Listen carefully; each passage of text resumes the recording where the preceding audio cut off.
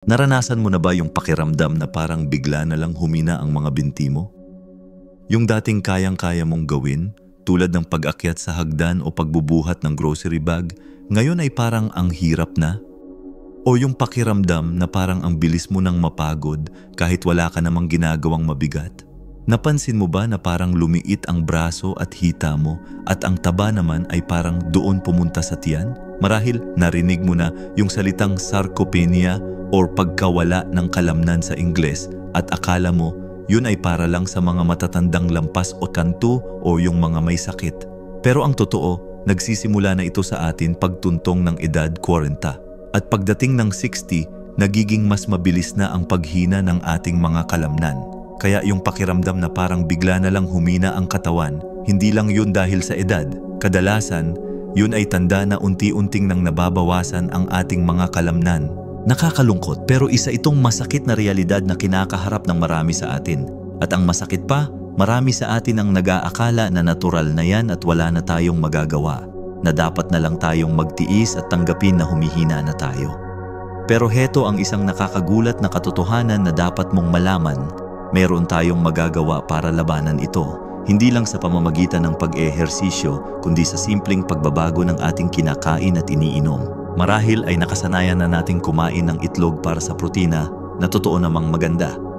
Pero paano kung sabihin ko sa iyo na may isang bagay na maaari mong idagdag sa iyong kape araw-araw na mas epektibo pa sa pagpapatatag ng iyong mga kalamnan at paglaban sa sarcopenia? Isang simpleng paraan na hindi mo kailangan ng malaking pagbabago sa iyong lifestyle at madaling gawin sa umaga. Sa video na ito, tatalakayin natin ang 5 mahalagang hakbang na dapat mong gawin para labanan ang paghina ng kalamnan. Ipapaliwanag natin kung paano ang maliliit na pagbabago sa iyong mga kinakain at iniinom ay makakatulong na palakasin ang iyong katawan, maging mas aktibo at mas masigla. At maniwala ka, hindi lang ito tungkol sa kape. Meron pang iba pang mga sikreto na ibabahagi ako sa iyo, kaya manood ka hanggang sa huli dahil meron akong ibabahaging isang bagay na tiyak na magugulat ka at gusto mong malaman. Simulan natin sa pinakapuso ng ating usapan ngayon, ang inuming pampagising sa umaga, ang ating minamahal na kape.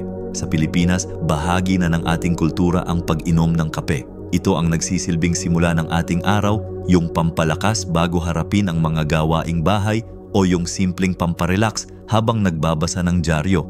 Pero paano kung sabihin ko sa iyo na ang simpleng tasa ng kape na iniinom mo ay pwede mong gawing isang makapangyarihang inumin na makakatulong sa pagpapalakas ng iyong mga kalamnan? Hindi ko sinasabing iwanan mo na ang itlog dahil mahalaga pa rin yan. Pero mayroong isang espesyal na sangkap na mas mabilis at mas epektibo pang maabsorb ng ating katawan at perpektong kasama ng iyong kape. Ang sikreto ay ang pagdaragdag ng isang uri ng protina na tinatawag na collagen peptides. Siguro pamilyar ka na sa salitang collagen. Madalas itong binabanggit sa mga pampaganda at skincare. Pero alam mo ba na ang collagen ay hindi lang para sa balat? Ito ang pinakamaraming protina sa ating katawan at mahalagang bahagi ito ng ating mga buto, kasukasuan at, syempre, mga kalamnan. Yung salitang peptides naman ay tumutukoy sa maliliit na bahagi ng protina na mas madaling tunawin at maabsorb ng ating katawan kaysa sa buong protina. Kaya kapag idinagdag mo ang collagen peptides sa iyong kape, parang binibigyan mo ang iyong katawan ng instant building blocks na gagamitin nito para sa pagpapalakas ng iyong mga kalamnan. Hindi na kailangan ng katawan mong magtrabaho ng husto para tunawin ang protina, kaya mas mabilis itong nakakarating sa mga bahagi na kailangan nito. Kaya paano ito gawin? Napakasimple lang. Sa umaga, habang nagtitimpla ka ng iyong paboritong kape, magdagdag ka lang ng 1 kutsara o 2 kutsara ng unflavored collagen peptides powder. Maraming mabibili nito sa mga health stores o online. Siguraduhin yung powder ay hydrolyzed or peptides para mas madaling matunaw sa mainit na likido at mas mabilis na maabsorb ng iyong katawan. Maaari mo itong haluin sa mainit na kape at hindi mo halos mararamdaman ang pagbabago sa lasa nito. Para sa mga gustong mag-eksperimento, pwede mo ring itong idagdag sa iyong oatmeal, sa iyong fruit shake o kahit sa sabaw. Basta siguraduhin mo lang na nakakakuha ka ng sapat na dosage na kadalasan ay nasa 10-20 gramo bawat araw. Ang regular na paggamit nito ay makakatulong na mapanatili ang mass ng iyong kalamnan at makakatulong na labanan ang paghina na dulot ng edad. Pero huwag ka munang maging kampante. Dahil ang collagen ay isang mahalagang bahagi ng solusyon pero hindi ito ang kabuuan. Ang susunod na hakbang ay mahalaga rin, lalo na para sa ating mga Pinoy na mahilig sa matatamis. Alam ko na mahirap iwasan ang mga matatamis na pagkain pero ito ay isa sa mga salarin sa paghina ng ating katawan. Kapag kumakain tayo ng maraming asukal, nagkakaroon ng inflammation o pamamaga sa ating katawan. At ang pamamaga na ito ay nagpapabagal sa proseso ng pagpapalakas at pagpapanatili ng ating mga kalamnan. Hindi mo kailangang iwasan ng tuluyan ang matatamis pero ang pagbabawas ay malaking tulong na. Sa halip na matamis na biskwit o kape na may maraming asukal, subukan mong palitan ito ng mga prutas tulad ng saging o mansanas. Masarap na, masustansya pa. O kaya, subukan mong palitan ang asukal sa iyong kape ng stevia na isang natural na pampatamis. Maliliit na pagbabago lang, pero malaking benepisyo ang idudulot nito sa ating katawan sa katagalan. Ngayon na napag-usapan natin ang unang mahalagang hakbang na ang pagdaragdag ng collagen peptide sa iyong kape at ang pagbabawas ng asukal, dumako naman tayo sa susunod na mahalagang punto. Ngayon, pag-usapan naman natin ang isa pang madalas nating makalimutan pagdating sa kalusugan ng kalamnan at ito ay ang kahalagahan ng paggalaw. Alam ko marami sa atin ang nag-iisip na kapag tumatanda na, mas maganda na lang magpahinga at mag-relax na baka mapagod lang tayo o baka maaksidente.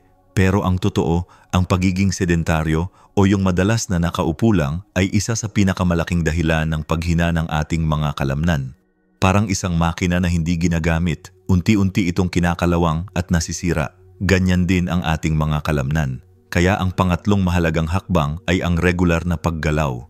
Pero huwag kang mag-alala, hindi ko sinasabing maging isang atleta ka o magbuhat ng mabigat. Hindi mo kailangang pumunta sa gym.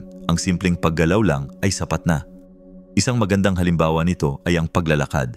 Sa umaga, pagkatapos mong inumin ang iyong kape na may collagen, subukan mong maglakad-lakad sa labas. Kahit 15 hanggang 20 minuto lang sa simula. Pwede kang maglakad sa parke, sa paligid ng inyong subdivision, o kahit sa loob lang ng inyong bakuran. Ang paglalakad ay isang low-impact exercise na nagpapalakas ng iyong mga binti, nagpapaganda ng daloy ng dugo, at nagpapabuti sa iyong mood. Pwede ka ring gumawa ng mga simpleng stretching exercises sa bahay. Pwedeng mag-squat ng dahan-dahan gamit ang upuan bilang suporta o kaya ay magbuhat ng mga maliliit na bote ng tubig para sa iyong mga braso. Ang mahalaga ay makasanayan mong gumalaw ang iyong katawan araw-araw. Ang di paggalaw ang siyang nagpapabilis sa paghina ng ating mga kalamnan, kaya ang simpleng paglalakad ay malaking tulong na sa paglaban sa sarcopenia. At para naman sa ating pang-apat na hakbang, pag-usapan natin ang isang gulay na madalas nating makita sa kusina ng mga Pinoy, ang malunggay.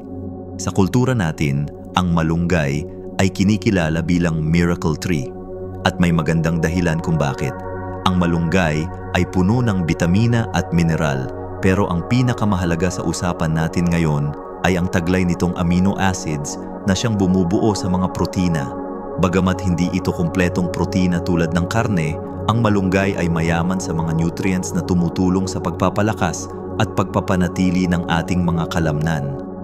Isa rin itong powerful antioxidant na lumalaban sa oxidative stress, na isa ring dahilan ng paghina ng ating mga cells, kasama na ang muscle cells. Kaya paano mo ito isasama sa iyong diet? Napakasimple. Pwede mo itong ilagay sa iyong lugaw, sa iyong sinigang, o kaya ay sa iyong tinola.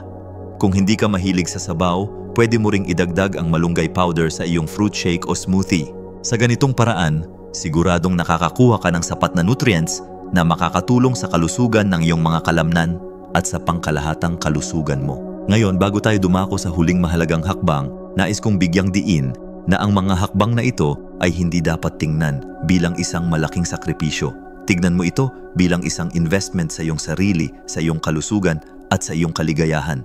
Ang pagdaragdag ng collagen peptide sa kape, ang pagbabawas ng asukal, ang paglalakad, at ang pagkain ng malunggay ay mga maliliit na pagbabago lang na magkakaroon ng malaking epekto sa iyong buhay.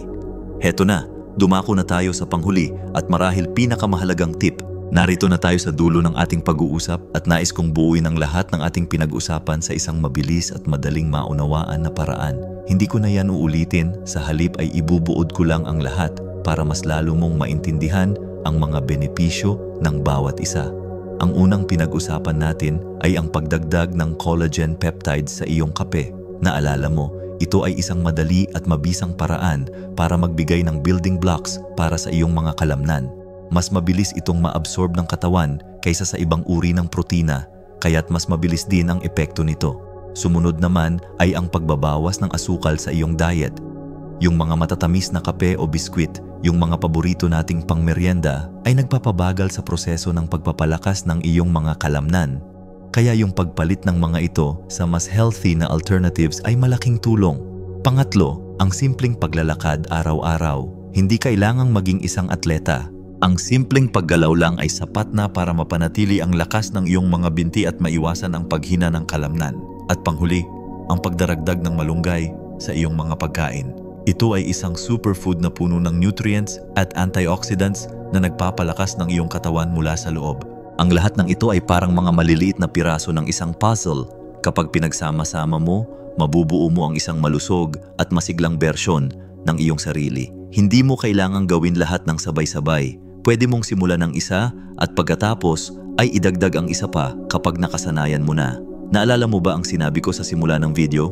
Yung pakiramdam na parang bigla na lang humina ang katawan, na parang hindi mo na kayang gawin ang mga dating ginagawa mo?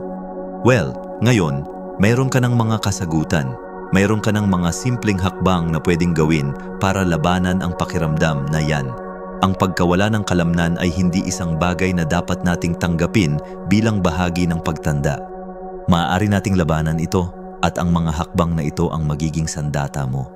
Huwag mong hayaan na ang edad ang magdikta kung ano ang kaya mo pang gawin. Ang tunay na edad ay nasa puso at isip, at kung mas malusog at mas malakas ang iyong katawan, mas magiging masaya at mas aktibo ka. Ang pagtanda ay isang biyaya at dapat natin itong ipagdiwang sa pamamagitan ng pag-aalaga sa ating sarili. Tandaan, hindi pa huli ang lahat para simulan ang pagbabago. Ang maliliit na pagbabago ay nagdudulot ng malaking benepisyo. Kung meron kang mga tanong o kung meron ka ring mga sariling karanasan o tips na gusto mong ibahagi, mangyaring mag-iwan ka ng komento sa ibaba. Gusto kong marinig ang iyong mga saloobin at maging bahagi ng ating komunidad. Kung nagustuhan mo ang video na ito at nakita mong kapaki-pakinabang ang mga tips na binahagi ko, huwag mong kalimutang i-like ang video na ito at i-subscribe sa aming channel. Sa ganitong paraan, mas marami pa tayong matutulungan ng mga kababayan natin na maging mas malusog at mas masaya. Maraming salamat sa panonood. Magkasama nating ipagdiwang ang bawat taon at gawin nating mas masaya at mas masigla ang ating buhay. Live your best life at every age.